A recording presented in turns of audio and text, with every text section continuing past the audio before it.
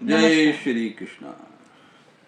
आज हम आपको शनि के बारे में बात करने वाले हैं, जो कि 4 नवंबर को मार्गी हो रहे हैं। आप सभी को पता है, इस तरह के क्वेश्चन आचार्य जी के पास बहुत आते हैं कि शनि मार्गी होगा तो उसका क्या प्रभाव होगा, क्या प्रभाव बनने वाला है और इसका ज्योतिष में क्या महत्व है।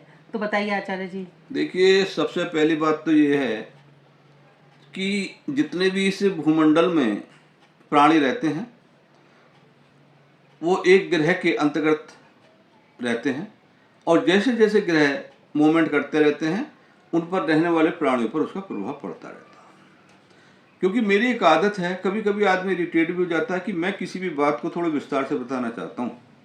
बाद में वो इरिटेट होते, फिर बाद में स्वतः ही कहते कि आपने बहुत अच्छा बताया कि आज हमें ज्योतिष के प्रति हमारी आस्था उत्पन्न होगी।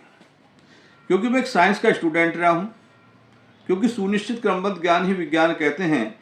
इसी प्रकार से जब हमने एजुकेशन ली, जब हमने शिक्षा ली इस तरह की ज्योतिष की, तो भारतीय विद्या भवन दिल्ली से मैं 5 साल वहाँ पढ़ा, तो उन्होंने ये कहा कि हमें इसे एज ए विज्ञान की तरह सिद्ध करना है। मतलब ये नहीं कि ऐसा भी हो सकता है, ऐसा भी हो सकता है, ऐसा भी हो सकता है। आपको थोड़ा मैं डिटेल में बता दूं कि किसी भी होरोस्कोप को देखने के लिए 3 चीज़ें मस्ट होती हैं। एक तो date of birth, time of birth, place of birth. अगर किसी की ना हो तो उसको कहते हैं प्रश्न कुंडली, क्वेश्चन होरोस्कोप। उसका तरीका ये था है कि क्योंकि ऋषि पाराशर जी के अनुसार जो भी आदमी देश पात काल के हिसाब से नहीं रहेगा वो पीछे रह जाता। पहले क्या होता था कि एक पंडित जी थे बनारस में, वो 12 कुर्सी रखते थे। मतलब 12 लग्न होते हैं, सबको पता है। अच्छा। तो वो इकले बैठते थे, कुर्सी रखी रहती थी, और जा तक आया बैठ गया, लगन बनाया, उस लगन के हिसाब से उन्होंने ग्रह बैठाई बोलना चालू कर दिया। ये उनका तरीका ये था। उनका तरीका था। इसके कई तरीके होते हैं। एक तरीका ये होता है कि जा तक आया, पंडित जी ने देखा कौन सा लग्न चल रहा, उस लग्न को बना लिया। आपको बता दूं कि लग्न जो होते हैं जैसे 24 घंटे होते हैं, जब से सूर्योदय होता है, अस्त होता है, तो ये 12 घंटे होते हैं। इनमें लगभग लगभग जो है ये 2-2 घंटे के होते हैं, है ना। कभी कोई लग्न फास्ट चल जाता, थोड़ा कोई स्लो हो जाता, ये तो एक अलग का विषय है। ये आपको एक बात और बता दूं कि हमारे यहाँ जो ज्योतिष को 3 भागों में बांट रखा है। एक कहते हैं कि हमारा फलित, जैसे हम कैलकुलेशन करते हैं कि भाई ये कब मावस पड़ेगी, कब पूर्णो पड़ेगा, कब ग्रहण पड़ेगा। एक तो हो गया इनका गणित विभाग देशी भाषा में। एक दूसरा होता है कि हम जैसे प्रिडिक्शन दे रहे हैं, हम आया कोई भाई आपकी ये जो आपका इस बच्चे की आयु ऐसी होगी, ये धनवान कैसा रहेगा, इसका प्रोफेशन क्या होगा, इसकी वाइफ कैसी होगी।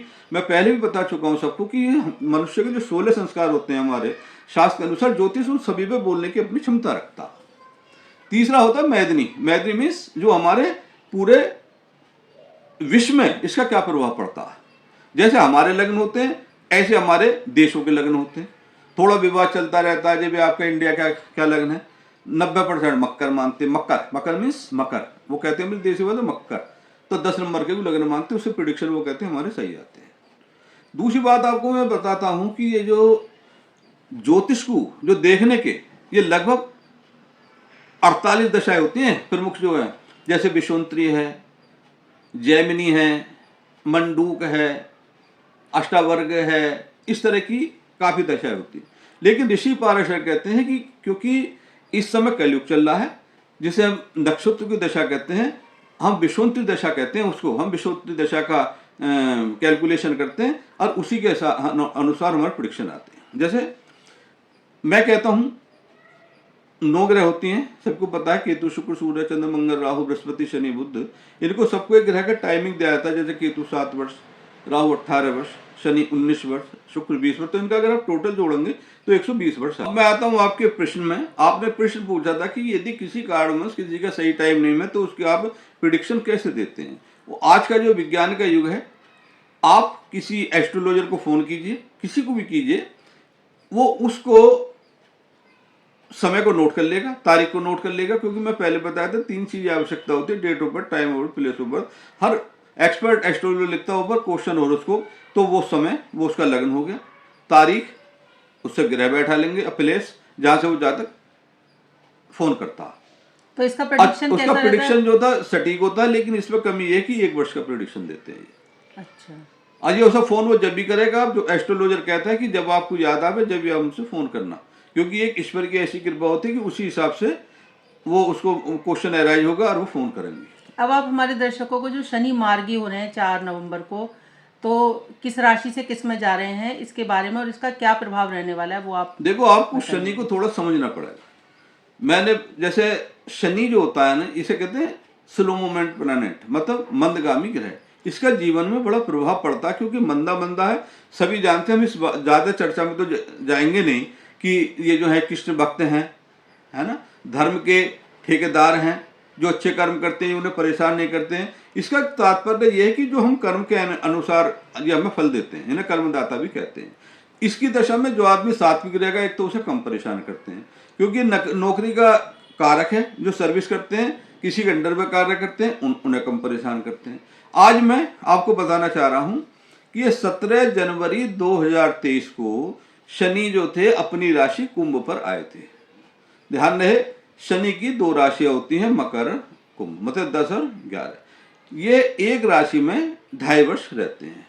एक मैं आपको थोड़ा मैं चर्चा करना चाहता हूँ शनि की 7.5 में, जो कि मुझसे बहुत पूछते रहते हैं कि शनि की 7.5 क्या होती है। हाँ, इसके बारे में भी लोग बहुत क्वेश्चन करते हैं कि 7.5 क्या होगी, या 7.5 आ गई, कोई कहता है ढैया आ गई, इस तरीके के क्वेश्चन। देखो, आज हम चर्चा करेंगे केवल शनि की 7.5 में, फिर हम चर्चा करेंगे इस वीडियो के बाद दूसरी वीडियो में कि ढैया क्या होती है, 7.5 क्या होती है। जैसे कि एक राशि में शनि 2.5 वर्ष रहता है। सपोज कर लो इस टाइम कुंभ में चल रहे हैं ये, तो कुंभ से एक तो मीन वालों को 7.5, कुंभ वालों को, और एक लेफ्ट में हो गया ना 10, 11, 12 है, तो 10 हो गया मकर, कुंभ, मीन, एक राशि आ गई, एक राशि। हाँ, तो अगर इसका हम टोटल जोड़ दिया जाए तो ये 7.5 वर्ष हो जाते हैं। अगर हम सावधानी करते देखें तो ये इनके जो हल होते हैं नहीं, क्वेश्चन होते 7.5 कहते हैं ना, तो 2.5, 2.5, 2.5 इक्वल टू 7.5। ये 7.5 वर्ष तक उनका प्रभाव रहता है। और पूछिए क्या पूछना चाहते हैं आप। ये जो मार्गी हो रहे हैं तो किस राशि में हो रहे हैं, किससे जा रहे हैं, किस में? ऐसा है, एक परमपिता परमेश्वर ने एक इस आकाश में, एक जोडेक में एक अपना संयंत्र लगा रखा कि जब भी कोई ग्रह सूर्य के पास जाता वो वापिस आ जाता, उसे हम वक्री अवस्था कहते हैं। इसके हमारे जो नीचे जो रहते हैं, जो भूलोक में प्राणी रहते हैं, उन पर बड़ा प्रभाव पड़ता। जैसे कि उस पर लिखा हुआ है कि क्रूरा वक्री महाक्रूरा, सौम्या वक्री महाशुभा। इसका तात्पर्य यह है कि जो ग्रह क्रूर होते हैं, जैसे कि ये बड़ा स्पेशल पॉइंट है, हर एक को ये बहुत कम लोगों को पता रहता है। जब कोई शुभ ग्रह वक्री होता है, हमने एक देसी फार्मूला बना रखा कि जब भी कोई वक्री ग्रह होता है तो उस पर शुभ फल देते, लेकिन ऐसा नहीं होता। सौम्य ग्रह अग्नि वक्री होगा। सौम्य ग्रह कौन कौन से हैं? शुक्र और गुरु। ये वक्री होंगे तो और अच्छा फल देंगे।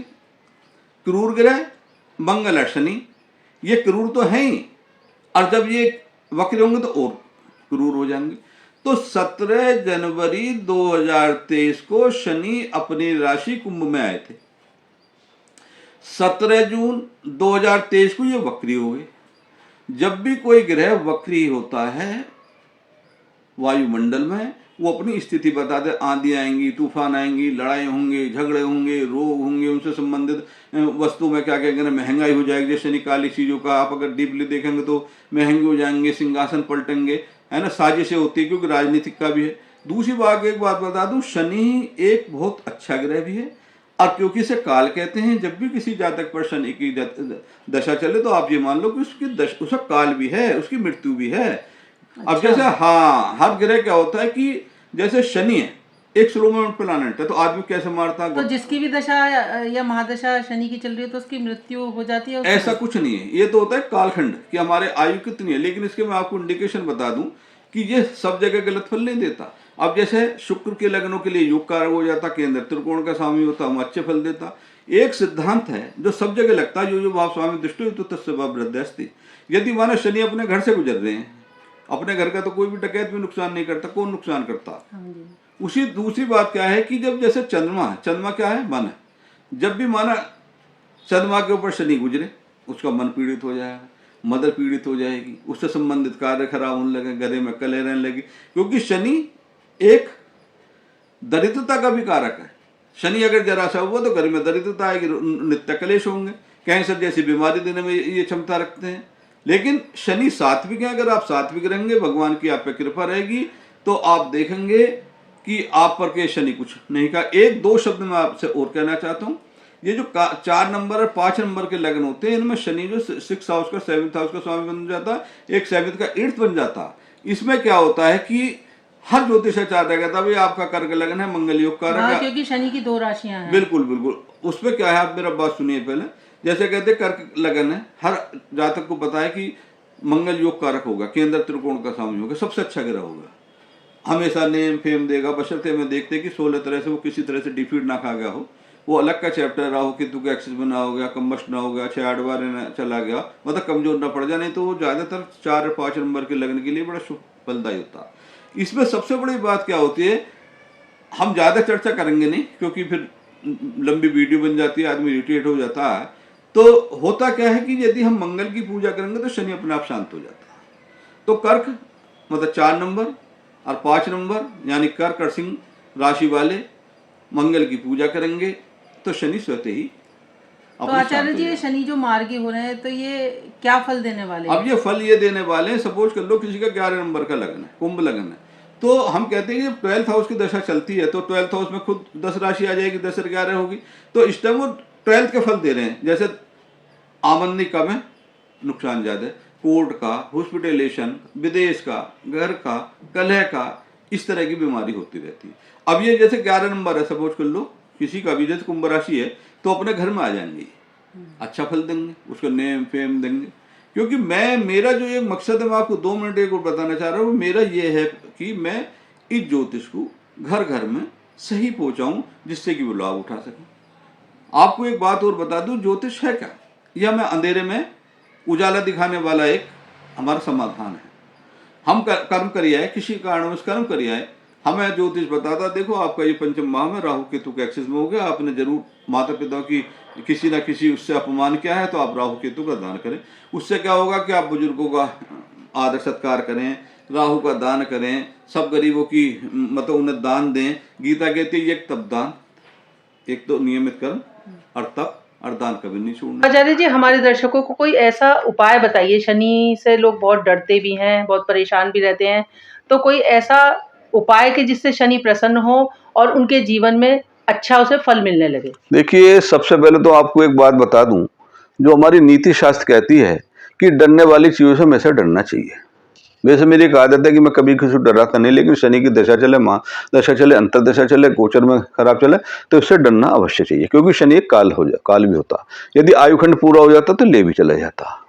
इसका सबसे चीफ एंड बेस्ट उपाय क्या है, आप डेली एक नियम बना लीजिए, अपने परिवार को भी आप बताइए कि 1 किलो आधा किलो आटा भून लीजिए, जैसे कसार कहते हैं, लाल सा हो जाए, नारायण की कथा में हाँ जी, उसे नीचे उतार लो, उसे बराबर की चीनी पिसी हो, खांड हो, बूरा हो, उसे मिला के लगभग 100 ग्राम आप लीजिए, सब हाथ लगाएं, और झाड़ियों के नीचे, पीपल के नीचे हमेशा चींटियां रहती हैं, अगर ठंड भी होंगी आप गिर जाएंगे, तो जब भी आप खा के फिर चली जाएंगी। एक दूसरा उपाय, सब ग्रह शांति, विशेषकर शनि के लिए, संडे को छोड़कर हो सके तो सायकाल चौमुखा दीपक जलाएं। इसका यह है कि आप कहीं बाहर दो बाहर भी जला सकते हैं, सबसे चीफ एंड बेस्ट उपाय है। नहीं वैसे तो इसके मंत्र भी, तंत्रोक्त भी, वेदोक्त भी है, लेकिन ये सबसे अच्छे मैं देखता हूँ, उनके बहुत अच्छे रिजल्ट आते हैं इनके। और बताइए आप। इसी तरह की वीडियो और जानकारी के लिए हम आगे भी मैं आपसे एक बात और कहना चाहता हूँ बीच में। हाँ जी। देखिए, मैं एक पढ़ा लिखा साइंस का स्टूडेंट हूँ, मेरे पे कमेंट्स आते रहते हैं कि अंग्रेजों ने इतने शासन करा, आप कुरीतियां फैलाते हैं, आप जो है ऑर्थोडॉक्सी फैलाते हैं, आपने जो रूढ़िवादी कहते हैं। आपको अगर मौका मिले मुझसे खुले मंच में चर्चा करें, क्योंकि मैं विज्ञान का स्टूडेंट रहा हूं, 5 साल मैंने ज्योतिष का क्रमबद्ध ज्ञान करा है। वो बहस करे जिसमें बहस करने की क्षमता हो। एक सभी उन्हीं जो मंच में बैठे हैं, जो वेदों का, हमारे शास्त्रों का अवलोकन करते हैं, उन समय एक विनम्र कहता हूं कि वो कहते हैं ग्रह नहीं है, नक्षत्र नहीं है। आप जब इसी चीज का फैला रहे हैं प्रचार, आप चाहे देखें कोई चाहे हमारा पुराण हो, उसमें सबसे पहले लिखा हुआ है फलाना नक्षत्र होना चाहिए, फलाना तिथि होना चाहिए, फलाना वार होना चाहिए, फलाना योग होना चाहिए। तो मेरे आपसे सबसे विनम्र निवेदन है कि आप ऐसा ना करें। ज्योतिष शास्त्र तो शायद हमारे पुराणों में से भी, पुराण नहीं, एक वेदांग है, वेदों का अंग है। आपको एक बात और बता दूं, जो ज्योतिष का चर्चा करेगा, जो ज्योतिष पढ़ेगा, जो ज्योतिष का प्रचार करेगा, उस पर कभी दरिद्रता ये नहीं तो आएगी। हमारी सनातन परंपरा है। बहुत से लोग ऐसे कहते हैं कि शिवलिंग पर दूध नहीं चढ़ाना चाहिए, ये नहीं करना चाहिए, इससे गरीबों को दो।